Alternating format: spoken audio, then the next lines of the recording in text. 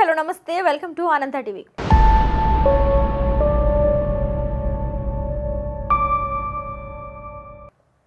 గత 2 రోజులుగా తిరుమల శ్రీవారి లడ్డూల వివాదం కొనసాగుతున్న సంగతి తెలిసిందే. చంద్రబాబు నాయుడు ఈ రచ్చను తెరపైకి తీసుకురావడంతో ఇప్పుడు తారాస్థాయికి చేరుకుంది ఈ వివాదం. అయితే ఇక ఈ తరుణంలోనే తిరుమల లడ్డూల వివాదంపై జనసేన పార్టీ అధినేత Andhra Pradesh deputy CM Pawan Kalyan social media వేదికగా స్పందించారు. తిరుమల లడ్డూల తయారీలో కల్తీ నెయ్యిని వాడుతున్నట్లుగా తెలిసిందని తెలిపారు జనసేన పార్టీ అధినేత ఆంధ్రప్రదేశ్ డిప్యూటీ సీఎం పవన్ కళ్యాణ్. ఇక ఈ విషయం తెలిసి బాగా కలత చెందానని పేర్కొన్నారు. ఈ దుశ్చర్యకు పాల్పడిన వారిపై కఠిన చర్యలు తీసుకుంటామని హెచ్చరించారు. గత జగన్ ప్రభుత్వంలోని టీటీడీ బోర్డు దీనికి సమాధానం చెప్పాలని డిమాండ్ చేశారు జనసేన పార్టీ అధినేత ఆంధ్రప్రదేశ్ డిప్యూటీ సీఎం పవన్ కళ్యాణ్.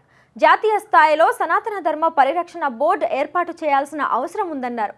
ఆలయాలకు సంబంధించిన అంశాల పరిశీలనకు జాతీయ స్థాయిలో ఓ విధానాన్ని కూడా రూపొందించాలని తెలిపారు. ఇక మఠాధిపతులు పీఠాధిపతులతో చర్చించాలని, ఆలయ రక్షణపై జాతీయ స్థాయిలో చర్చ జరగాలని కోరారు జనసేన పార్టీ అధినేత ఆంధ్రప్రదేశ్ డిప్యూటీ సీఎం పవన్ కళ్యాణ్.